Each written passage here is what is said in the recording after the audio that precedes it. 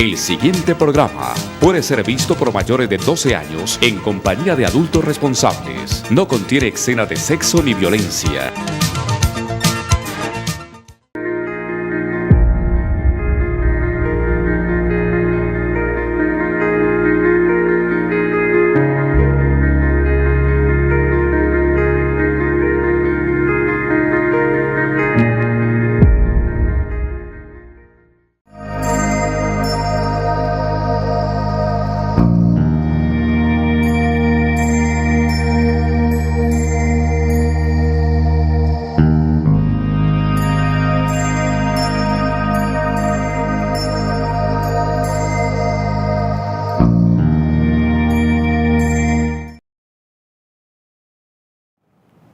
Muy buenas tardes, apreciados televidentes. Hoy una nueva emisión del programa Catarsis y Gestión de Emociones con Jenny Orejuela. Es un placer estar de nuevo aquí con un programa tan interesante y con un invitado muy especial, porque hoy no solamente vamos a hablar desde la parte psicológica, sino también de las consecuencias legales. Hoy, ¿de qué vamos a hablar? Vean, tomen nota, ustedes estén atentos a este programa. Es sábado en la tarde, pueden llamar a sus familiares, a las personas que tengan dificultades con respecto a la crianza y con respecto al comportamiento que están teniendo ustedes con sus hijos y sus hijos con ustedes. Hoy vamos a tratar un tema maravilloso que se trata de ¿qué? De las consecuencias de los no cuidados adecuados en la infancia, sus consecuencias psicológicas y sus consecuencias comportamentales que pueden llevar a una persona a tener una conducta antisocial. Entonces vamos a empezar con lo más esencial. Y es que ya había tocado en otros programas este mismo punto en el que se trata de cuando uno está gestando un bebé, cómo la pasó uno durante el proceso de gestación, cómo fue los cuidados que tuvo la pareja, si no tuvo pareja, si te quedaste sola durante todo tu proceso, cómo viviste luego esa etapa cuando vino esa criatura al mundo y cómo lo acompañaste a partir de ahí. Voy a ir desarrollando el tema poco a poco, pero quiero darle un saludo de bienvenida al doctor Gilmar Tafur, el abogado que siempre trabaja con nosotros, que él trabaja conmigo. Somos coequiperos de Justicia para Todos y de Justicia para Todos. Doctor, bienvenido. Doctora, un abrazo fraterno.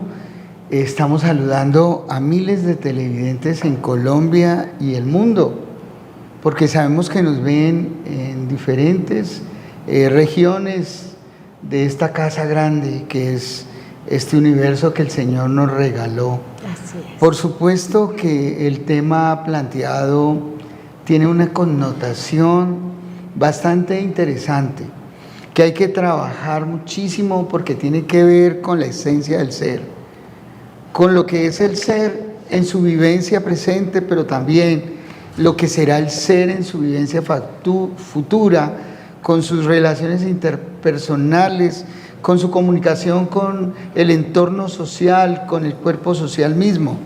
Desde la filosofía, desde la antropología y la sociología, vemos que el cuidado precario, que es el tema vital, es el tema de esencia, es el tema de palabra, implica que hay negligencia, que hay insuficiencia, que hay omisión, que hay descuido.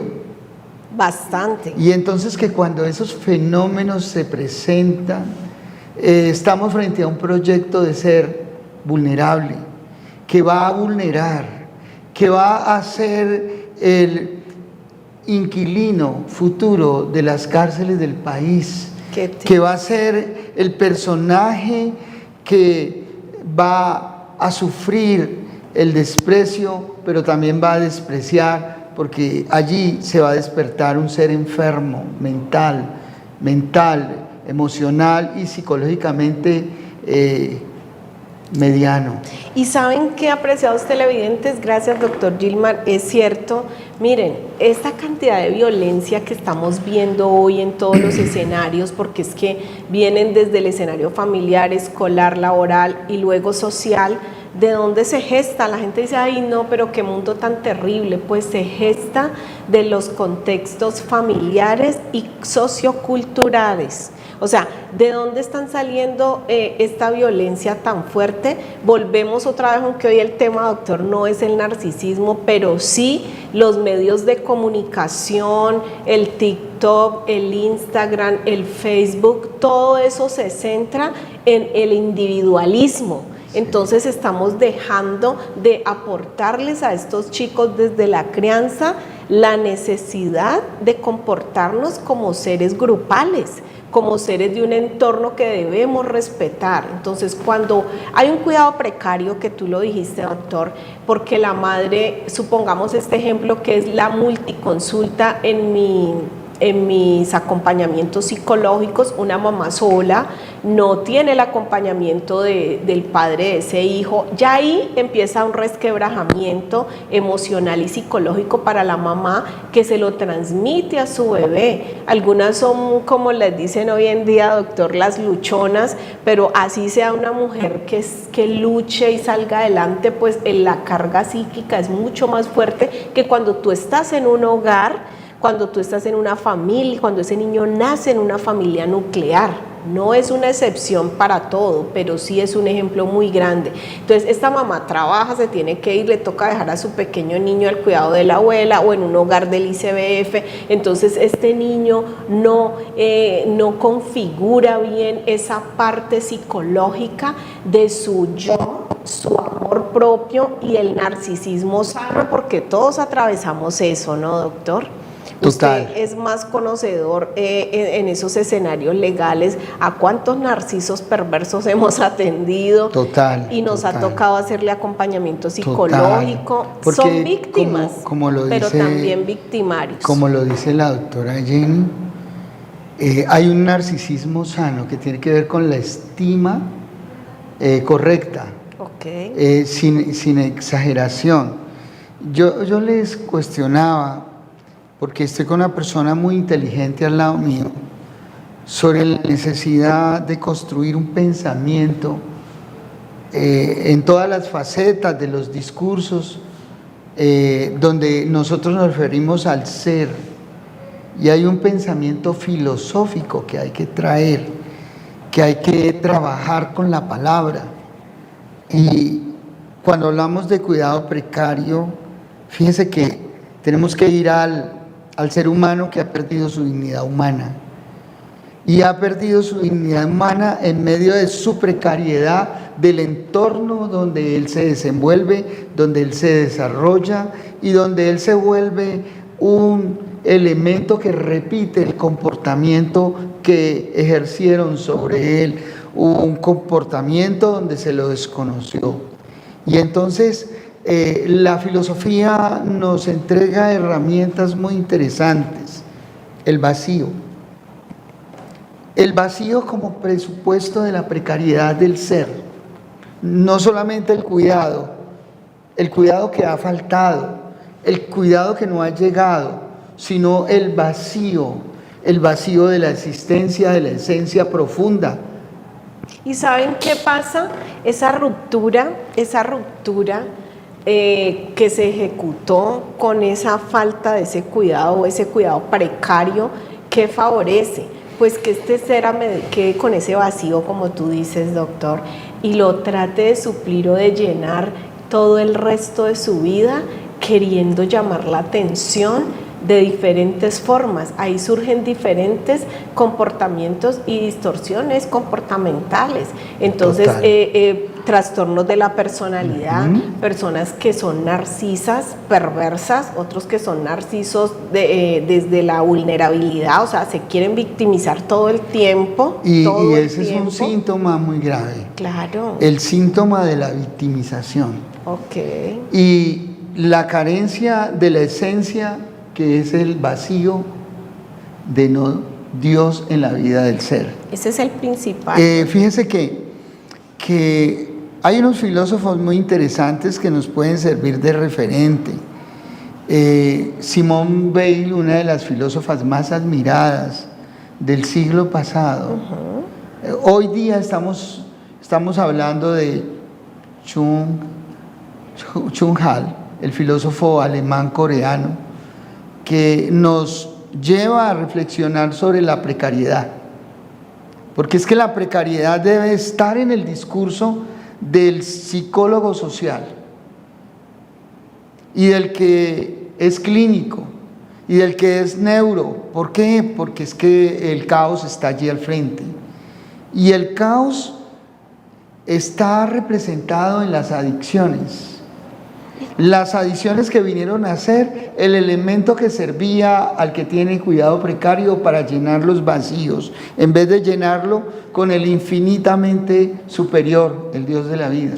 Pero el mire, creador, doctor, y el verbo. claro, esa parte social nunca la podemos apartar cuando nosotros estamos en el acompañamiento psicológico. Yo atiendo a un paciente, a una persona, desde la particularidad de su vivencia, ¿no? O sea, yo no puedo generar la terapia igual para todos, no, yo tengo que primero evaluar la subjetividad de ese paciente, o sea, cuáles son sus debilidades, sus carencias, cuál fue su historia de vida, qué pasó con ese ser humano en su infancia, cómo se vinculó con sus padres, cómo se vinculó con su familia y con su entorno. Entonces, de ahí, de esa auscultación de ese ser humano, empezamos a hacer el acompañamiento de acuerdo a las necesidades de él mismo. Pero miren, volvamos al punto, esas carencias emocionales y afectivas generan un tipo de comportamiento muy disfuncional. No queremos decir con esto, doctor,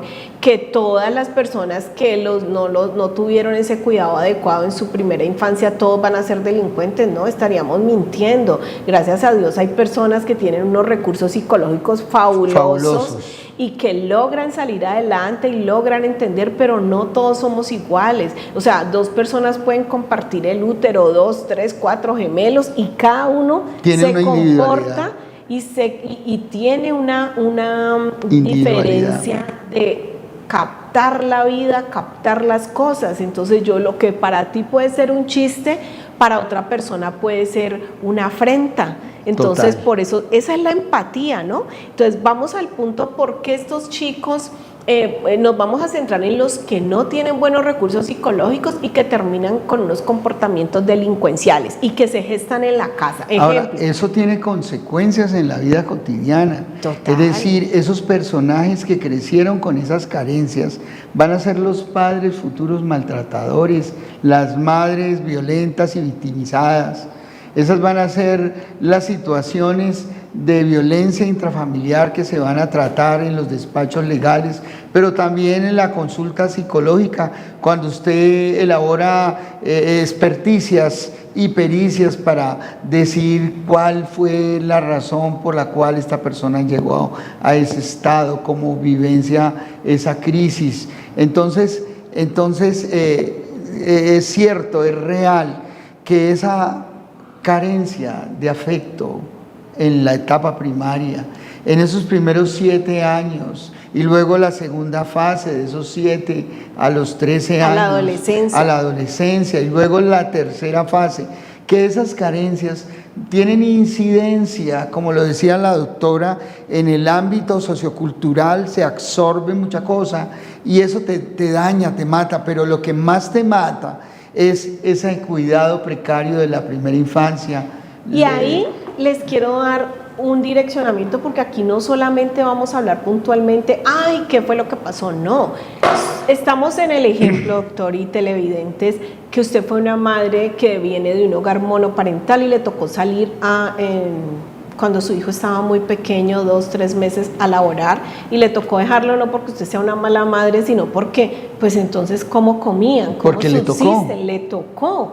Entonces, este hijo, supongamos que, entre comillas, no tiene buenos recursos psicológicos, entonces sintió ese abandono, tuvo ese resquebrajamiento en su etapa, pues, de consolidar el amor propio, el narcisismo, pero el positivo, el que todos debemos tramitar de forma positiva. Entonces no lo tuvo. ¿Qué hace usted ahora? Hay que primero que todo empezar a establecer límites con ese niño, porque lo que está fallando en la sociedad y se inicia en las casas, porque ahí es donde se inicia todos los procesos sociales en los hogares, y usted no tiene límites con esos hijos. Los hijos ya no quieren hacer nada, no les ponen tareas en la casa, sino que les da el síndrome del pequeño emperador o emperatriz, y resulta que ahora los papás giran en torno a lo que dice ese hijo o esa hija. Y ese hijo toma las decisiones. Entonces, ¿qué le ocurre a ese hijo? ¿Qué pasa con ese ser? Pues él empieza a tener una ruptura y empieza a tener una ambivalencia en cuáles son los límites. Yo mismo me tengo que colocar los límites y entra en un desajuste emocional. Imagínese usted esos casos que estamos viendo continuamente, de esos hogares desestructurados, disfuncionales, donde el hijo pequeño es un trofeo, y es un elemento de guerra. Y entonces, cuando hay divorcios, no solamente cuando hay divorcios, lo más terrible, cuando viven en la misma casa, pero viven con conflictos, una guerra permanente. Entonces ese niño no va a tener límites, porque a ese niño cada padre lo va a tratar de complacer para tenerlo de su parte, para ganarlo. Y el padre que no complace se lo va a echar de enemigo. Y es una cosa terrible. ¿Y usted sí sabe qué pasa ahí? Hay una dificultad que se empieza a presentar, y es ellos empiezan a no identificarse, tienen una confusión en su caracterización, en su forma de comportarse. Entonces ellos tienen ambivalencias. Les vienen las confusiones. Estaba yo leyendo un filósofo y psicólogo famoso, hablaba de que ese podría ser una génesis de la esquizofrenia. Sí, claro, se puede gestar. Cuando hay esa ambivalencia, cuando dos padres emiten señales en distintos sentidos, pueden... Y mire, doctor, no solamente eso, sino que hay la poca identificación en cómo se va a desarrollar el futuro, pero también hay crisis de ansiedad, pero también hay poca tolerancia a la frustración, no saben perder. Entonces son estos hijos que les han entregado todo, y que el día que algo no les salga bien, ¿qué les queda? La muerte. Entonces ellos no han configurado dentro de su inconsciente cómo yo me enfrento a algo que no me sale como yo quiero, porque desde niño, déjelo ganar, que es un niño, déjelo que la niña o el niño está cansado, no, él llegó del colegio y que es cosa tan dura, déjelo que se quede ahí, no lo ponga ni a lavar la loza del almuerzo o de la cena, o déjelo que no limpie su cuarto, porque para eso tenemos empleada, o para eso la mamá ocupa el rol de empleada. Entonces todo se lo dan, yo quiero tal cosa, listo, se lo vamos a dar. No hay un esfuerzo de ese niño o esa niña para ganarse las cosas. Cuando ese niño llega a la adolescencia, miren lo que ha pasado, y quiere cosas que no puede tener. Por ejemplo, ya estamos hablando de otras situaciones pues más agudas. Le gusta un hombre, pero ese hombre está casado. Entonces no le importa, porque yo lo quiero tener, porque me gustó. Entonces empiezan conflictos. Mire, nosotros hemos atendido casos muy delicados en las comisarías también, donde a una chica en el oriente en estado de gestación, la esposa del que ella estaba embarazada, la mandó a asesinar con su bebé en el vientre. Cuando se hizo ese estudio de ese caso clínico, ¿qué se percibió? Que la niña la dejaban hacer absolutamente todo, y no había unos límites claros, ni había unas pautas de regulación en las normas de crianza. O sea, los papás eran ya grandecitos, eran personas ya mayorcitas de 40 años, y tuvieron pues esa hija como por allá muy después. Temprano. Exacto. Entonces, ¿qué pasó? La volvieron como si ella fuera una princesa, todo le colocaban, todo le daban, y esta niña se metió mal metida, acabó muerta. Entonces miren lo que ocasiona cuando un niño no tiene límites, ni reglas, ni normas, y todo se lo entregan. Este niño inconscientemente, o esta niña, están asustados, porque ellos se tiran al mundo. Imagínate pensando que puedo hacer todo. Escuché una chica que le echaba la culpa de todo a los hombres, y decía hombre tenía que ser, porque veía situaciones de maltrato donde en cierta manera ella se metía en esas situaciones para que la maltrataran, porque ella iba y maltrataba, ¿sí? ¡Qué fuerte! Como controlaba, dominaba, insultaba, entonces recibía como respuesta lo mismo, porque lo que el hombre siembra, cosecha. Eso será. Entonces, cuando yo entro en conversación con ella, ella tenía una visión de los hombres donde decía, distorsionada. Hombre distorsionada, hombre tenía que ser, hombre tenía que ser. Y estaba yo decía, estigmatizando a estigmatizando, pero además yo miraba que tenía una fuerte influencia de la madre, que tenía un fuerte desprecio por lo masculino. Entonces decía yo, la precariedad en la psicología de esa chiquita, total, que se la tiró su mamá, ¿sí? Que no le permitió reconocer las identidades. Duele muchísimo ver ese tipo de situaciones. Y doctor, y apreciados televidentes, viene otro factor, que es la adultización. Y ustedes dicen, pero ¿eso qué es? Eso se está dando mucho ahora en estos contextos. Total. Y resulta que cogen a los hijos o a las hijas, los padres, para hacer catarsis, como el programa, con ellos. Y ellos no son psicólogos, no son trabajadores sociales, ellos no tienen las herramientas adecuadas para darle un consejo a papá o a mamá de su pareja, o sea, del otro cónyuge o del otro padre o la mamá. Entonces, ¿qué pasa? Cuando un papá empieza a ponerle quejas de la mamá a su hija y empieza a llenarle la taza, mire esa mujer, mire, o al contrario, empieza esta mujer a poner quejas de ese caballero, vea, es que ese hombre, mire lo que me hizo, mire cómo me traicionó, etcétera, etcétera. Se genera un peso psíquico, una carga psíquica sobre ese hijo que no tiene cómo resolverlo. A veces ni nosotros los adultos sabemos cómo resolver nuestros problemas. Yo siempre les digo lo siguiente, cito a los papás y le digo, papá, ¿quién escogió a esta dama? Ah, yo.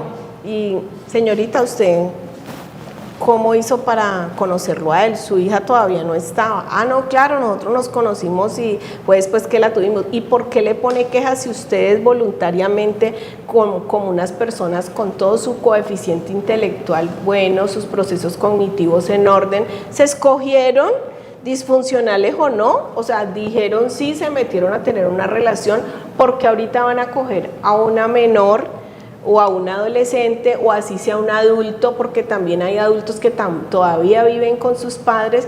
¿Por qué les van a colocar ese peso psíquico de los errores o de las decisiones que ustedes tomaron cuando ese hijo o esa hija todavía no estaba en este mundo? Es incoherente.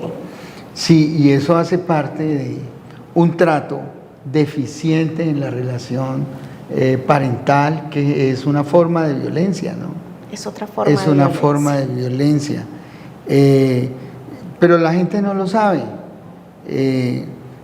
Básicamente lo hacen para manipular y controlar, ¿no? Y tener acceso a la mente del otro, y vamos formando allí personas de pronto con actitudes antisociales, vemos personas antiempáticas, personas que han vivido esa situación.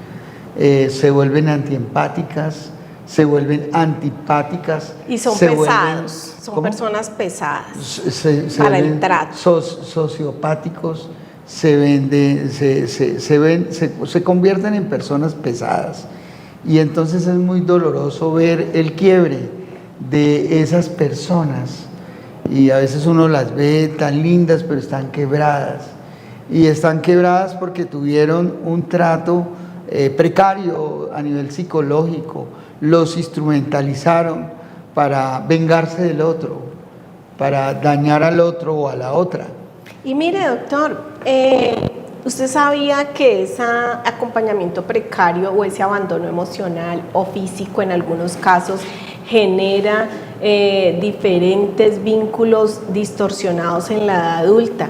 Entonces, esos vínculos nocivos, la pareja de esa persona no va a ser una persona adecuada, sino que busca una pareja con apegos ansiosos, con apegos evitativos, con apegos tóxicos, como lo sabemos, y es de forma inconsciente. No es que la persona salga a buscar, voy a buscar a esta persona así disfuncional, no, lo hace de manera inconsciente porque busca lo que ya conoce. Así Resúmele apego evitativo para que la gente no se pierda. El apego evitativo es esas personas que tienen vínculos, pero no se profundizan. No se profundizan, pero tampoco se comprometen. Entonces son esas personas que usted las ve que son los eternos solteros. El eterno novio. Exacto, o la eterna novia. Entonces no se quiere casar, apego yo no quiero evitativo, comprometerme. exactamente. Cuando se está enamorando, huye. Entonces, van a mi consulta y me dicen, pero doctora, íbamos súper bien, y cuando de la nada este hombre se me desapareció, fantasmagórico. Entonces, ¿qué pasó? Le digo, no, venga. Y la persona se le baja la autoestima, dice, entonces, ¿qué tendré yo? No, yo hice algo malo. No, venga, empecemos a revisar. Esa persona tiene un apego evitativo. ¿Y eso qué es? Exacto. ¿Y el otro apego cuál es? El apego ansioso, que son apegos que las personas, un control exhaustivo con la pareja. Entonces, si le ponen un GPS a usted en el cuello, total, donde usted circula, entonces venga, ¿y usted qué paró ahí? Y tienen que estarle auditando y comunicándose todo el tiempo. Auditan con esa todo el tiempo. ¿Te ha pasado? No. Puedes hablar tranquilamente. Estamos en catarsis, doctor. Aquí puedes desinhibirte. Sí, eso es, pues sí lo he visto en nuestros pacientes y clientes. Hablemos de los pacientes. ¿Y el siguiente apego? El siguiente apego, bueno, hay un apego evitativo, el ansioso, el apego que es tóxico, porque hay también control, pero también hay violencia. Tóxicas. Entonces es una persona que cuando está con la persona no está contenta, y cuando se va, pues tampoco. Ni contigo ni sin ti. La canción te la iba a recordar. Decía, ni contigo ni sin ti. Ni contigo ni sin ti. Tienen mis males remedios. Contigo porque me matan, sin ti porque yo me muero. Siempre que miro al cangrejo me pongo a considerar que se parece a tu vida que camina para atrás. Tienes que poner un barcito así o un cafecito para la gente que está un poco despechada. Había un poema que decía, despechada, utiliza senos de amapola recién salidos del aire. Upa. Un escritor. Vos tenés madera para eso, ¿no? Uh-huh. Bueno, vamos a seguir. Esto fue un break para oxigenarnos. Entonces, ¿de dónde sale la violencia? También, ya vimos que el no cuidado desde la infancia, una supervisión inadecuada, pero también se gesta o se produce de los trastornos mentales no tratados. Este me pareció un punto súper importante. Miren, hoy en día la gente está muy a la defensiva con la salud mental.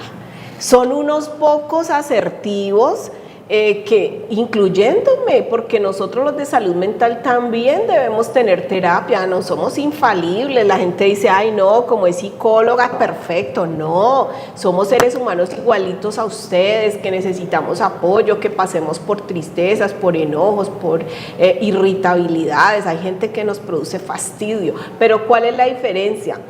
¿Cómo enfrentamos esas situaciones? Si yo le doy rienda suelta a mi enojo, a mi ira, y no tengo control, necesito terapia. Si yo soy una persona que todo el mundo me cae mal, y entonces un día estoy bien, un día saludo y al otro día vea, pasó la Virgen porque no se da uno cuenta ni que saludó ni dijo nada.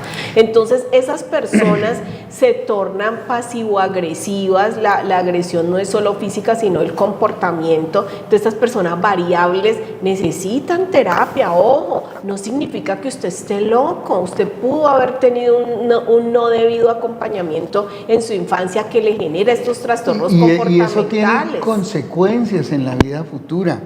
Porque allí es donde vemos las famosas violencias intrafamiliares, hombres que le pegan a su mujer, hombres y mujeres que se maltratan mutuamente. Te tengo una pregunta, estaba más adelantico, pero voy a aprovechar que ya tocaste el tema. Bueno, doctor, yo sé que nosotros manejamos casos supremamente agudos de violencia intrafamiliar, de adultización, donde de pronto los niños son instrumentalizados, de la alienación parental, abusos sexuales, bueno, cantidad de situaciones que son muy agudas, pero hay otra situación que quiero que tú nos dirijas desde la parte legal o que nos orientes en esa ruta. Cuando hay violencia psicológica, entonces hay una madre y un padre, un hogar nuclear, está mamá, papá e hijo o hija o hijos, y entonces alguno de los dos cónyuges tiene una actitud completamente agresiva, pasiva. Ya sabemos que es la agresión pasiva, no te da un golpe, pero sí usa frases desobligantes, como no sirves para nada, usted se va a quedar bobo o boba toda la vida, y hay maltrato hacia el otro cónyuge, y los hijos están viendo esta situación, y entonces estos chicos van y piden ayuda psicológica y me dicen, en mi casa es un infierno, yo procuro no estar, a veces me quedo en el colegio aunque no tenga nada que hacer, porque mis padres todo el tiempo se hablan feo, se tiran sátiras, empiezan a menospreciarse entre ellos, pero también a la vez a nosotros, y también otra forma de violencia, el papá o la mamá dejó al papá y el otro anda atrás sin autoestima, y los hijos ven eso y dicen, pero es que mi papá o mi mamá no tienen buena autoestima, no quiere dejar a mi papá ya tiene otra persona y ella sigue atrás, y él a veces viene a casa y se acuestan y tienen relaciones. ¿Qué se le recomienda en la parte legal para que estos chicos, qué ruta puedan tomar? Bueno, resulta que ahí hay que diferenciar quién es la víctima real de la violencia. Por supuesto que en el escenario que tú estás contando, ahí son todos víctimas de violencia. Todos reciben violencia de una manera o de otra. ¿Cómo se tipifica? ¿Violencia intrafamiliar? Violencia intrafamiliar, exacto. Y la violencia intrafamiliar se puede tratar de manera muy especial en las comisarías de familia, pero cuando ya esto reviste un daño muy fuerte, esto tiene connotaciones de carácter penal. Es decir, que tanto las víctimas de la violencia como los victimarios son sujetos del Código Penal. Y por ejemplo, en estos días tuvimos el caso de una muchacha que practicaba la prostitución y su marido le permitía, pero su marido sentía celos. ¿Y la violentaba? Y la violentaba, un día la cogió a golpes y casi la mata. Sí, entonces, no solamente violencia física, sino psicológica, ¿sí? Y violencia de todas las índoles. Estamos en una sociedad enferma. Por eso usted debe pedirle sabiduría a Dios para escoger la persona con quien va a compartir la vida. Mire, siempre que hay esas disfuncionalidades psicológicas fuertes, con esos apegos ansiosos, tóxicos y evitativos, usted está en riesgo cuando se mete con una pareja que tiene esos perfiles, porque usted va a ser víctima tarde o temprano de la violencia, de todos los tipos de violencia. Hay violencia psicológica, como decía la doctora Jenny, la violencia psicológica se da cuando yo desnaturalizo al otro, o cuando yo lo objetivizo, o cuando yo lo disvaloro, cuando yo le quito su dignidad humana, cuando yo lo veo como una cosa, lo cosifico, cuando yo lo menosprecio, relaciones utilitarias, cuando yo lo instrumentalizo. Eso es, miren, la instrumentalización está a la orden del día. Lo veo constantemente. Conozco el caso de un hombre que se casó con una mujer joven. ¿Él era mayor? Él era mayor. Y esta mujer joven le decía, mira, si tú quieres tener mi sexualidad, tienes que comprarme en una finca, tienes que comprarme una finca, tienes plazo para comprármela hasta 7 meses. Si en esos 7 meses no me la has comprado, no vuelvo a tener sexo contigo. ¿Sí? Entonces, esa persona me busca porque se casó con ella. Y yo le dije, estás con un monstruo, te está cosificando, te está instrumentalizando, ahí no hay amor. ¿Sí? Y al revés, pasa al revés también. Hay violencia psicológica, violencia económica, todos los tipos de violencia, y esto tiene trato a través de la jurisdicción penal. Pero para usted detectar ese tipo de violencia, ese tipo de comportamiento, necesita peritazgo. Necesita peritazgo donde le digan de manera clara el daño psíquico. Cuáles son los daños psíquicos que usted está sufriendo, quién lo está ejerciendo, porque puede ser que los dos se estén violentando mutuamente. Y mire, doctor, ese ejemplo que colocas, excelente para lo que estamos hablando. Miren ustedes que menosprecian el acompañamiento psicológico o que están a la defensiva. Si de pronto una persona le dice busque ayuda, y entonces hoy en día salen abanderando, ay no, nadie se tiene que meter conmigo, yo voy a terapia si yo quiero, pero resulta que es un consejo sano, es un consejo con sabiduría. Inclusive antes de casarse, yo, o sea, que tuviera la experiencia que tengo ahora, uno le recomienda a todos los pacientes vayan a una valoración psicológica individual y en pareja antes de ustedes contraer nupcias. Parece broma, pero es real. Hay personas que no están con toda su capacidad psicológica ni mental para contraer matrimonio. Hay personas que han sido abandonadas, vulneradas de niñas, de niños, y cuando se casan aparentemente todo bien, unos mesecitos, y luego aflora todas esas situaciones sin resolver, inconscientes de los traumas que tienen y las secuelas que dejaron esos traumas. Estábamos hablando de algo importante, y es que la persona no va nunca a una valoración en salud mental. Hay personas que me dicen, ay, míreme a mí me daban palo cuando yo era niño, y míreme aquí, yo soy trabajador. Es que eso no es solamente la salud mental, tener una profesión o tener un buen trabajo y tener dinero. Resulta que eso tiene que venir acompañado de inteligencia emocional, sí, y tiene que venir acompañado de unos recursos psicológicos de afrontamiento, capacidad para discernir qué es lo que me conviene y qué no, cómo trato yo al otro, cómo voy a tratar a mis hijos, cómo voy yo a direccionarlos y a colocarles esos límites. Si papá no sabe o mamá no tiene control de sí mismo, no controla sus emociones, hombre, ¿cómo le voy a enseñar yo a un hijo que se controle? Si yo voy y consumo licor o veo pornografía o estoy cambiando de pareja, si tengo situaciones sexuales de alto riesgo, cambio de pareja cada 6 meses, cada año, ¿cómo voy a orientar yo a un adolescente para que tenga cuidado en su cuerpo, en su salud, en su bienestar? Fíjense que lo que usted está narrando, doctora querida, deviene en casos muy graves de traumas en el alma, como la ansiedad, la depresión compulsiva profunda. Y hay unas manifestaciones que son frecuentes en el trato precario, y yo se las voy a relatar para que ustedes las confronten. Son la negligencia en alimentación, en salud y en higiene. Eso es clave. Si usted va como trabajadora social a una casa donde hay menores, desorden, y hay un desorden monumental y los hijos están a la deriva, allí hay un cuidado precario. Le voy a contar algo sobre eso. Y esa es una causal para pedir el cuidado personal de ese menor que no está siendo cuidado de manera adecuada. Ese está en riesgo, como usted lo ha dicho. el abandono emocional y afectivo. Ese abandono va a generar en ese criatura, en ese joven, en ese adolescente, un trauma que lo vimos en el Poseto, que ya yo les hice una historia, semblanza con la doctora en el programa Justicia para Todos. Sí.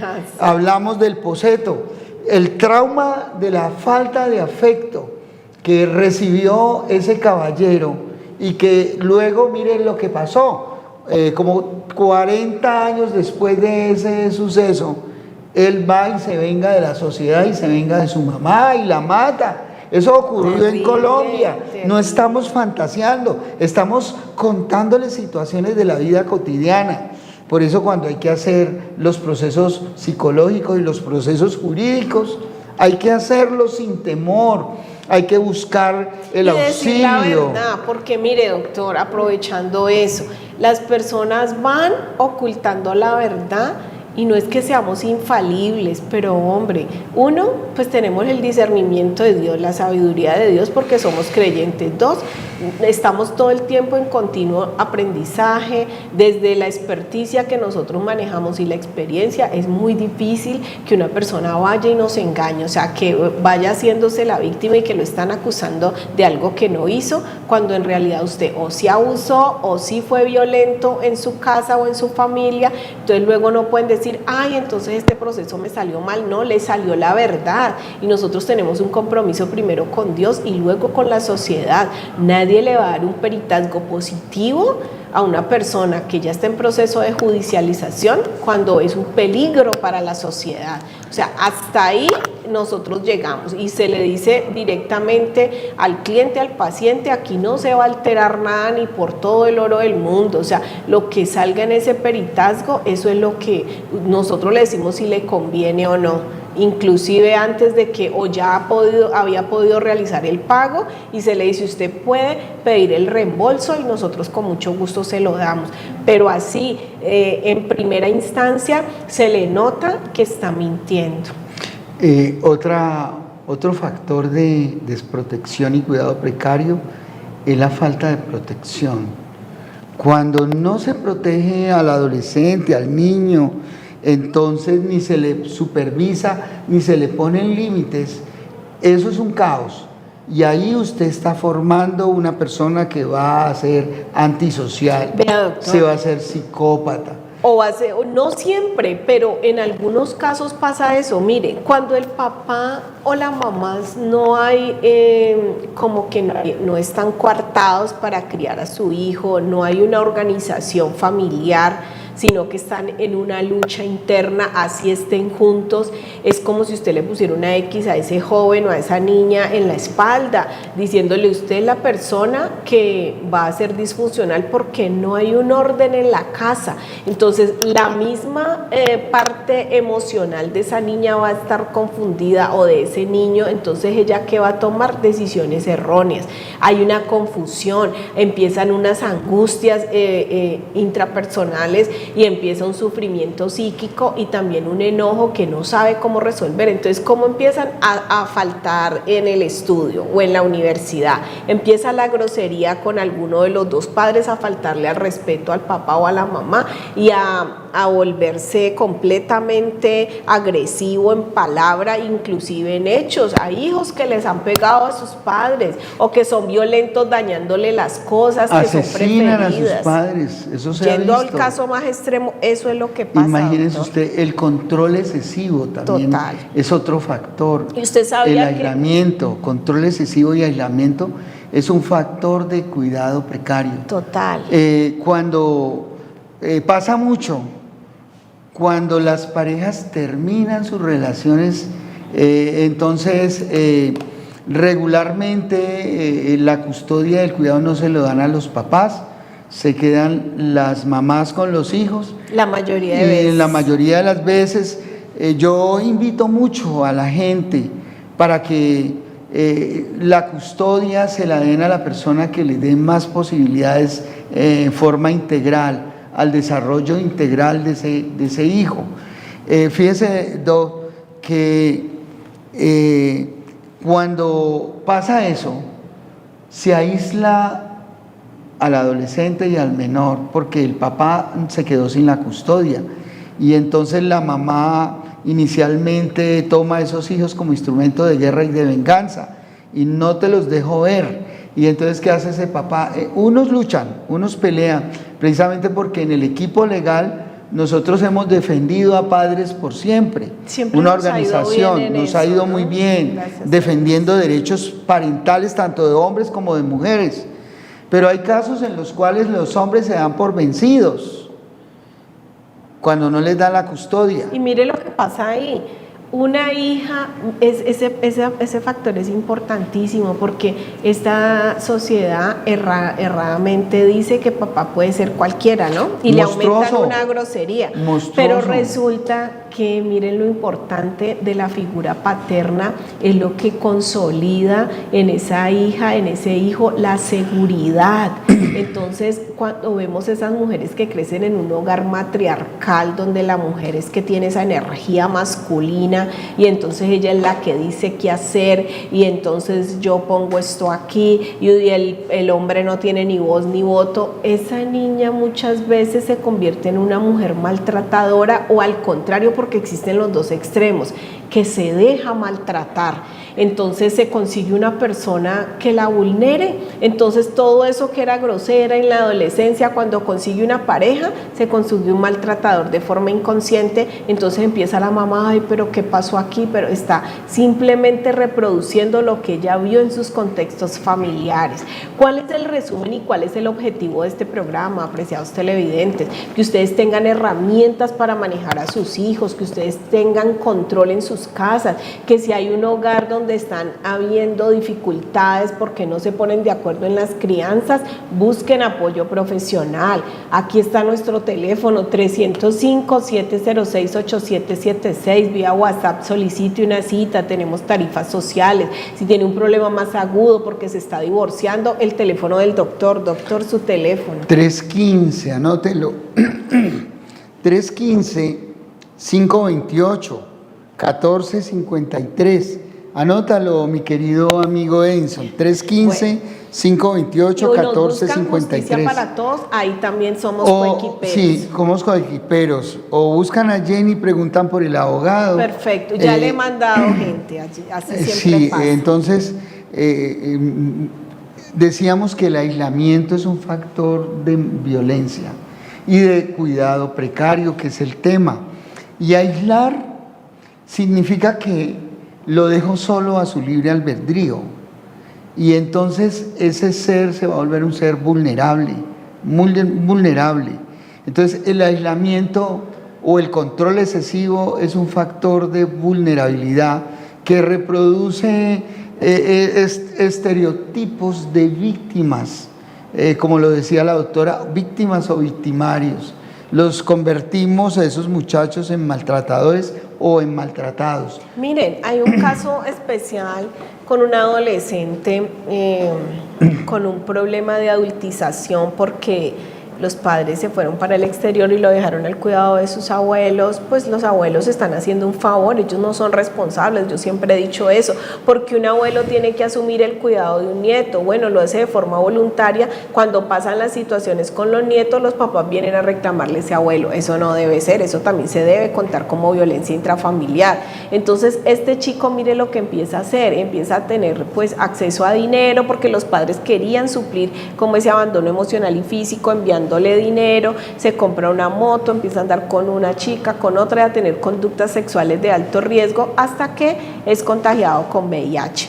Entonces, terrible. Una persona muy joven de 15 años, entonces esta persona, imagínense el problema tan grande para luego como empezar a darle una inducción o una psicoeducación a este chico después de que ya tiene un diagnóstico positivo, y sin embargo se hizo, doctor Gilmar, se le vinieron los padres, él puede seguir pues con su vida con unos cuidados obviamente especiales y tomándose unos retrovirales, pero teniendo ya esa insignia en su cuerpo de esta situación. Terrible. Se nos acabó el tiempo, pero queremos decirles que estamos muy contentos de poder hacer estos programas con el doctor Gilmar, cuando me pueda acompañar. Gracias, doctor Gilmar. Los bendecimos, queremos decirle que esto lo hacemos con el corazón, queremos con mucho amor, aportar un granito de arena a esta sociedad fracturada, pero hay una luz todavía en medio del camino, que es acercarnos a Dios y tomar las herramientas que Él nos da, que es la ciencia. Espero que tengan ustedes y usted, doctor Gilmar, un resto de tarde maravilloso. Que Dios los bendiga. Amén, que Dios los guarde, los llene de su paz, y recuerden que Jesucristo es el camino, la verdad y la vida. Bueno, bendiciones mil. Esto fue Catarsis y Gestión de Emociones con Jenny Orejuela y Gilmar Tafur. Un abrazo grande, Dios los bendiga. Bueno, no.